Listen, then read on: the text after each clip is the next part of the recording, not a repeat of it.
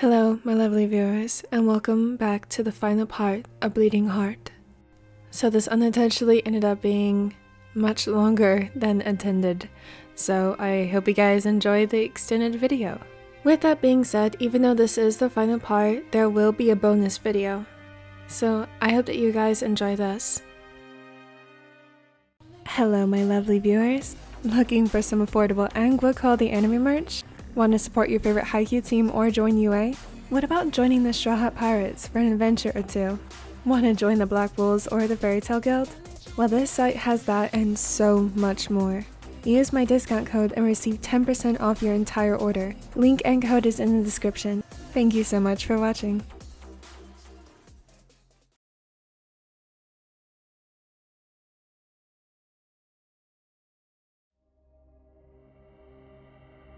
Minutes sped into hours, sitting anxiously in the waiting room, just waiting for the light to go off that indicated that Kuroo got out of surgery.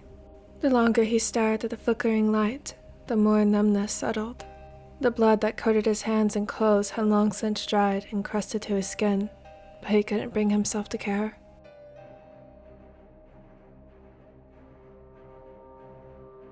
He couldn't bring himself to even care of all the people giving him looks of pity in his distressed state. Who could blame them? He looked atrocious. Anxiety pulled in his gut, thinking what he would do when the doctor finally stepped past those doors separating him between Tetsuro. He didn't know what would be the outcome, nor the recovery, if there was one. He couldn't do it alone. He needed help. Makoto cursed seeing the amount of missed calls from Kenma and Akashi. There was even some from Hinata and Atsumu, and one from Sakusa. One of his lovers must have called one of them to find him. He didn't mean to worry them, and also didn't mean to wait so long to get back to them, but the shock of everything was too much. Hell, he was still in shock, but everything was crumbling down around him. Pressing on the call button, he waited for the call to pick up, but didn't have to wait long. Akashi answered on the first ring. Fuck, finally! Go, where are you? What the hell happened?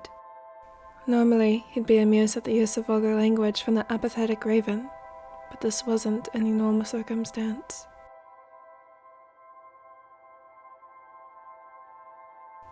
Are you okay? The phone must have been put on speaker, since he was able to hear them both clearly. Makoto opened and closed his mouth multiple times, trying to speak, but each time he couldn't form any words. Maybe calling them wasn't such a good idea. Can you answer with yes or no questions? The tactic was normally what he would use with Kema whenever he was still shaken with a panic attack. At first, they tried asking random questions, but when he was too far gone, sometimes he wasn't able to process any other words. Yes and no were the easier alternatives when it came to that point. He never once thought the tables would be turned and it would be used on him.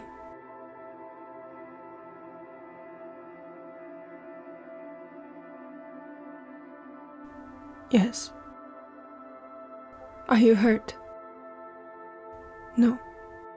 Although the amount of blood covering him would state otherwise. But it wasn't his. Did you leave because of Tatsu? Yes. Did you find him? Yes. Is he with you? Yes. He couldn't muster the courage to explain that he wasn't directly next to him, but in fact, fighting for his life in a different room. Is he okay?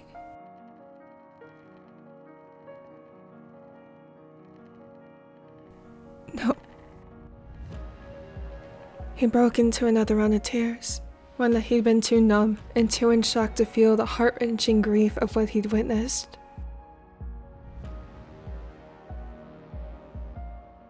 There was a long pause on the other side of the phone. The ace had to double check to make sure the call was still active. Do you know where you're at? Yes. this? This isn't a yes or no question, but where are you?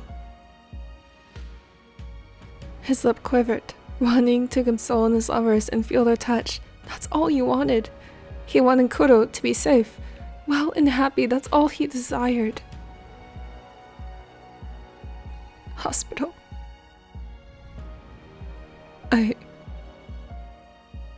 Taking a few moments to study his uneven breaths, he listened to his surroundings to ground himself. I need you. Please. Alright, we are on our way. Do you need to stay on the phone with us? Just as he was about to say yes, an officer approached him with a grim look. No. Shit, no! He wasn't ready for this. He needed Kenma and Keiji there. He couldn't talk to them yet. Hey, you're Boku isn't that correct? No words would form no matter how hard he tried. Languidly, he shook his head, gripping dangerously tight on the phone. It was the only thing connecting him to his lover. If he lost that because of his own strength, he would undoubtedly spiral.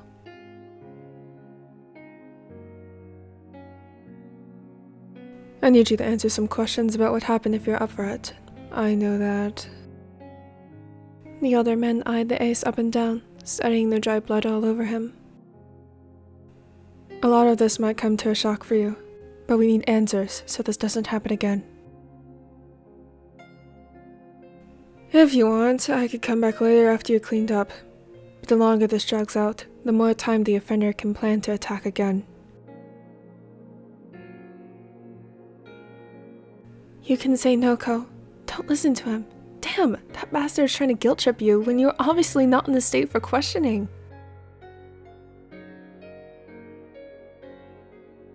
He focused solely on Keiji and closed his eyes. In the dark void, he was able to trace lines, forming his features. The raven's earthy scent, the scent before the rain flooded his nose. His smooth, silky voice warmed his chest, and his calming gaze came in the picture. The piercing blue took over the darkness, silencing any alarms in his mind. He then imagined Keiji's delicate touch, like tall grass swaying beside a river with a gentle breeze.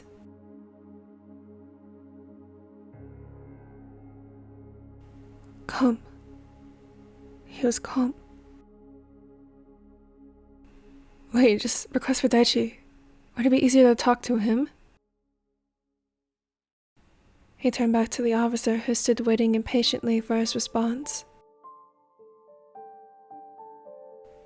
Is it possible to request someone else? I'm just friends with an officer, and if he... Glancing back up, he saw the signs of agitation from the officer. He was clenching his jaw and stiff in annoyance. Regardless, his words were kind and professional. As long as we get the answer at the end of the day, it really doesn't matter. Who did you want to request? Officer Sawamura. In one swift movement, the officer left, allowing him to finally catch a breath of air. Luckily, the officer was already in the hospital following up on a different case. Bokuto felt guilty disturbing his work after taking note of how exhausted he looked. Daichi turned around the corner, speaking to the officer he was just with. A dark stubble appeared on his chin from all the late nights stuck at his desk just to get a lead.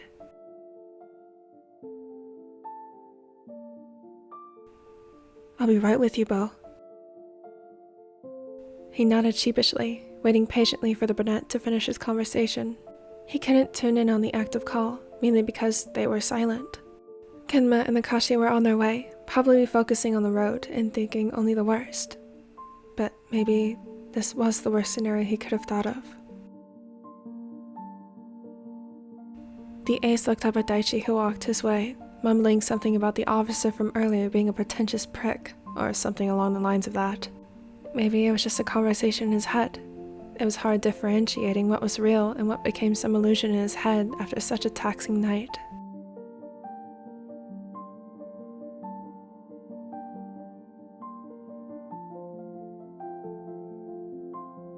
A peek at the time told him that the night was only just beginning. The bright numbers contrasted from the dark screen where Akashi's profile picture appeared.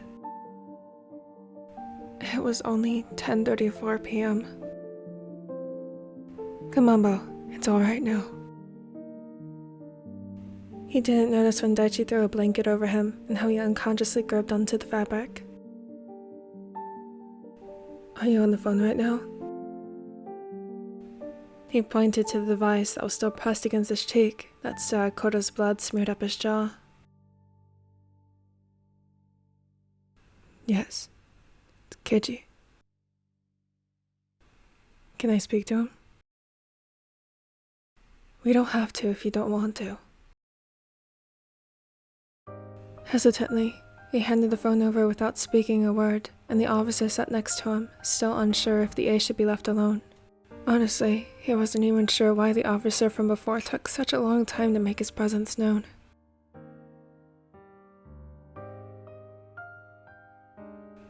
Akashi? Daichi-san? Daichi could hear the evident shake in his voice, yet firm.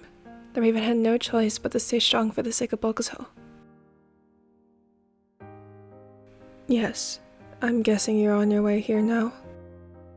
We aren't too far from you. How's Ko?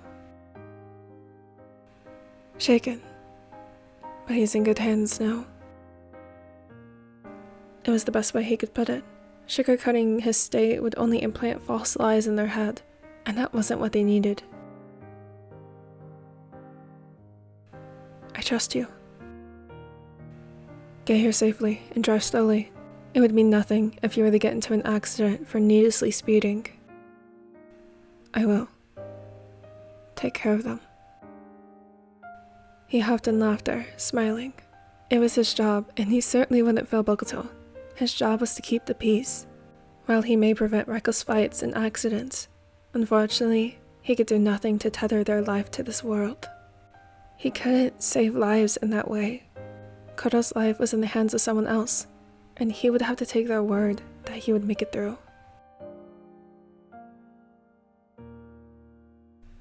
I will. Even after scrubbing his body so hard that his skin turned a bright red, it became raw. There was still evidence of the crime caked underneath his nails that refused to come off.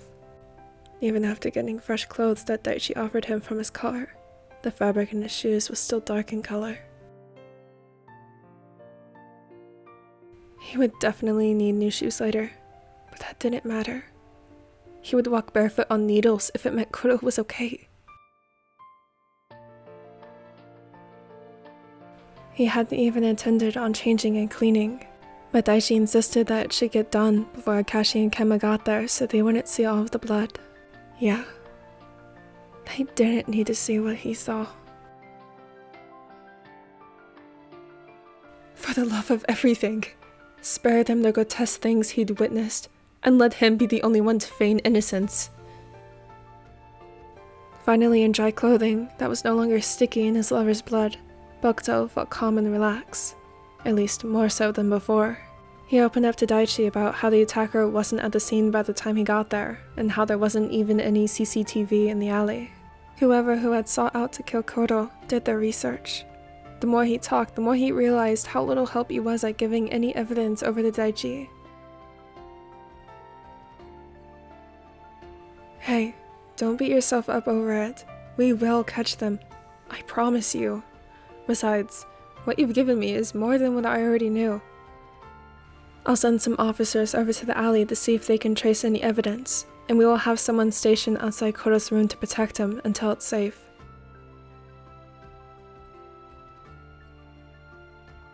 It's probably safe to assume. The officer paused when the door to the room suddenly opened. His shoulders relaxed, seeing Akashi and Kema run through the door and straight into the ace's arms. It felt like the first breath of air, feeling their loving touch. Even after the initial first embrace, Kemma stayed next to Bokuto, holding his hand that still shook with each mention of Kuroo. What the Ace didn't expect to see was Kuroo's mother walking inside the room. Why is she here? I called her. I thought maybe since he was last there, she might be able to say something to help. The woman stood awkwardly to the side. Her eyes were red and puffy, and Leech seemed up to date with the situation.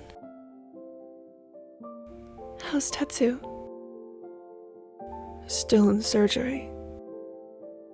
She nodded grimly and grabbed a phone from her purse before setting in front of Daichi. What is this? He picked up the phone, not recognizing anybody on the wallpaper, and found the phone unlocked. The boys got into an argument today, but it wasn't the first time it's happened. I realized this could have been prevented if I'd been as strict as I was with Tetsu, but I didn't think it would come to this. Tetsu left shortly after the argument, and Sota had caused quite a scene. We went to discuss what had happened, but his room was empty.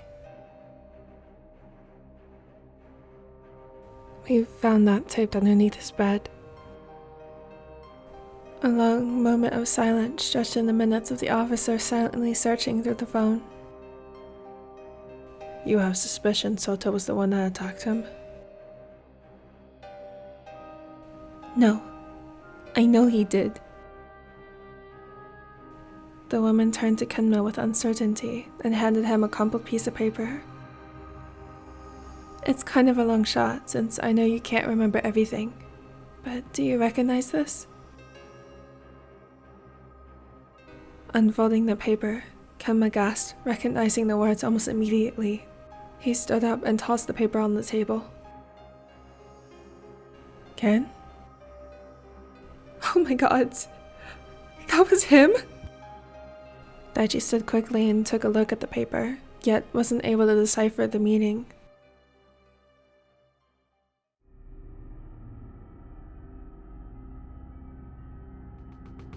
I receive threats all the time in my line of work, so I usually look past it, but I do remember seeing a threat from this user. It was towards Tetsu. I didn't know. He clung desperately onto Bokuto. He was the only thing grounding him, yet even that wasn't enough. Not being able to finish his words, Kenma broke into sobs, hiding his face into the Ace's chest, gladly accepting the comforting touch.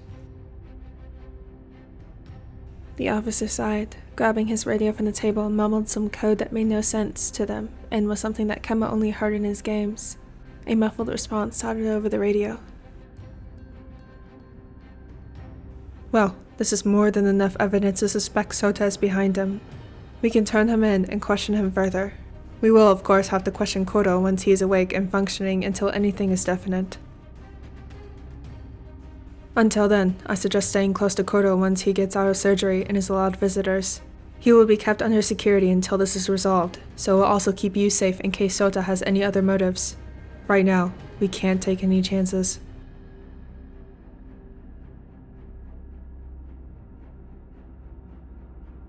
He has proven what he is capable of, and I'd rather not have any more of my friends getting hurt because of it.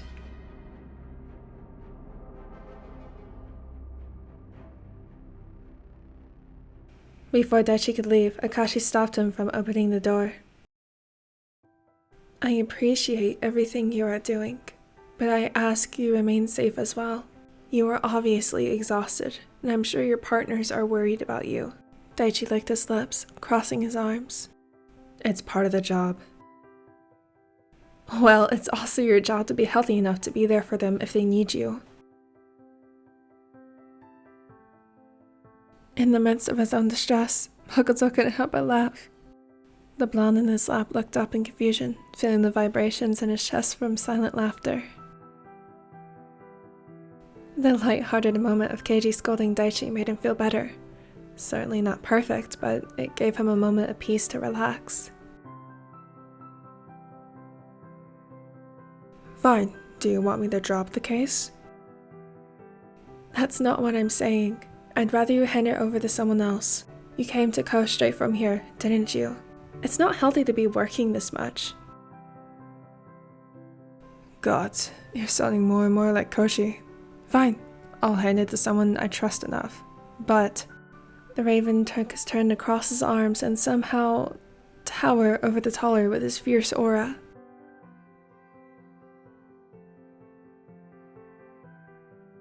No buts. Find your coverage and go home. I'll be texting them to let them know you will be home within the next hour. If you are any later, you'll just have to face them. Incredulously, Daichi glanced towards Bokuto and Kenma, who just shrugged their shoulders, obviously used to the former setter's consoling. Unbelievable. Fine, you win, but I'll be back tomorrow too. Oh, look. I think I actually texted Toyo that you have the day off tomorrow. Whoops. What? But I don't. Well, now you do.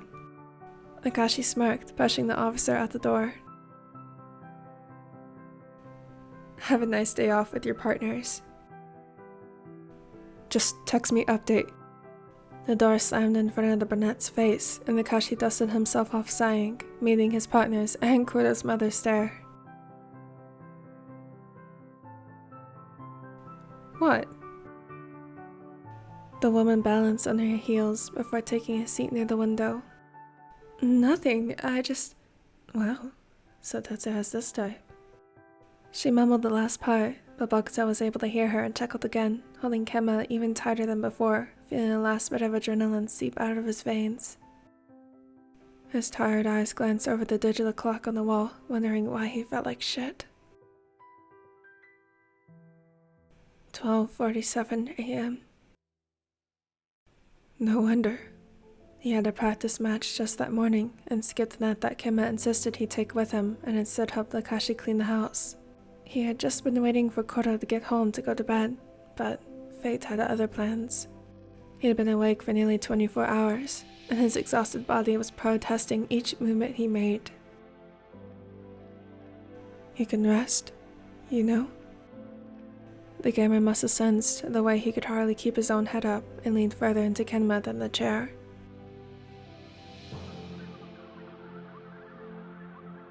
No, I'm awake. Ko, you need to sleep. I can't. It wasn't the matter of him not being able to sleep. In all honesty, he was dangerously close to collapsing out of pure exhaustion, but not when Kuroo was still in surgery. He needed to know if he was at least stable before even thinking about relaxing. With all that blood. He lurched over on his knees, leaning over Kenma, afraid he was about to be sick. Nothing came, yet the nausea hadn't settled in his aching stomach. Damn. Just the thought of Kuroo's blood nearly rekindled the sickness he was forced to succumb to when scrubbing it all off his body. It was only Kenma's soft hand rubbing his back that stabilized him. He leaned into the touch, focusing on anything to make him forget the stench of death. I understand. Would you like me to get you some coffee?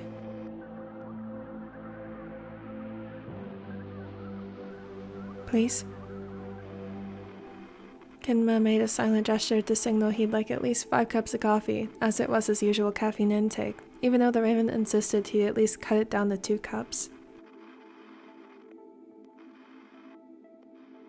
It was a rare occasion Bokuto was given coffee, mainly because he was already a handful, and he would get jittery and his words would stutter, making it nearly impossible to understand him. He was just naturally an energetic person, so he never needed it. That, and he despised the bitter taste. But this was a completely different occasion. He was running on low and was desperate to stay awake. Surely, it wouldn't take much longer for the surgery to be over with. Surely. Glancing back at the clock, Bokuto groaned, seeing the numbers mockingly flicker as if flaunting their ability to rest when he couldn't. 2:29 a.m. His cup of coffee laid half empty next to him, forgotten. He chugged the first half before gagging at the bitter taste, and not wanting to chance his luck any further, he pushed it aside. At least, Akashi was able to rest. The raven had curled into his side and rested his head on his lap. He looked uneasy, even in slumber. Maybe reality threatened to poke through in his dreams. Or maybe horrid visions showed his possibilities of what he'd wake up to. Ones that involved a life without Tetsu.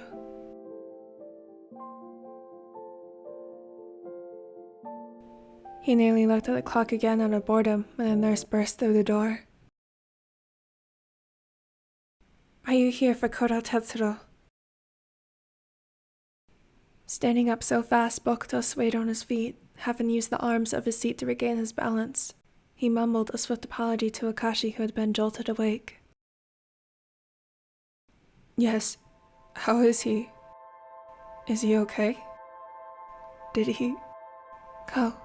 Give her a chance to speak. The raven grumbled, still half asleep, but remained tense, like he too was asking the same questions in his head. Kenma peeked around them, hesitant to come out in the open. No. More like he was hesitant to hear what news the nurse had to offer. Any bad news, Bokuto was sure the blonde would shut himself out from the equation and go mute. No worries. Fortunately, he got here just in time, so we were able to stabilize him with no problem. Any later, and I'm afraid it would not have been as easy to save him with the amount of blood he lost. The main threat was the puncture wound in his abdomen. Luckily, there was no organ damage by the knife, so only stitches were required, but his liver is bruised from multiple hits to it. He also has a mild concussion and 3 broken ribs. More minor injuries are just some external bruising and small cuts.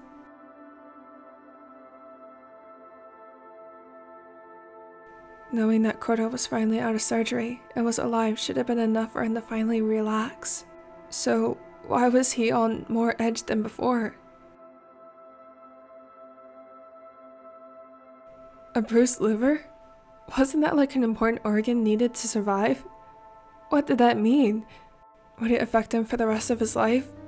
And if not, what are the prolonging effects? And 3 ribs? Oh gods. What about his campaign he worked so hard for?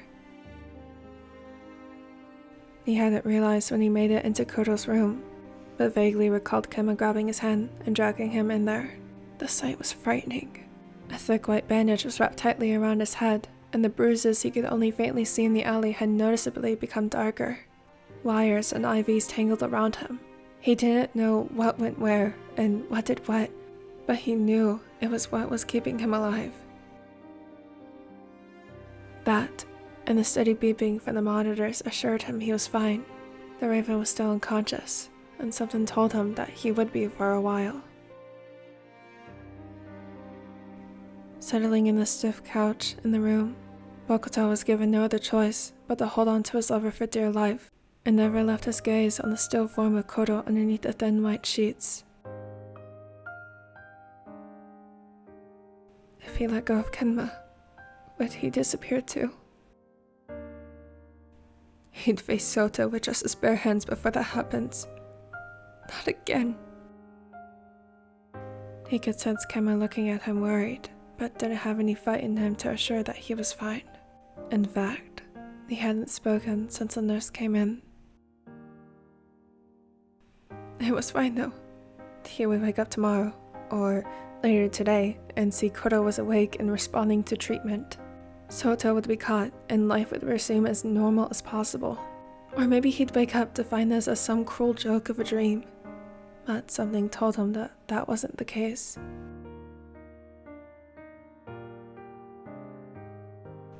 After fighting sleep for so long, he allowed himself into a restless slumber.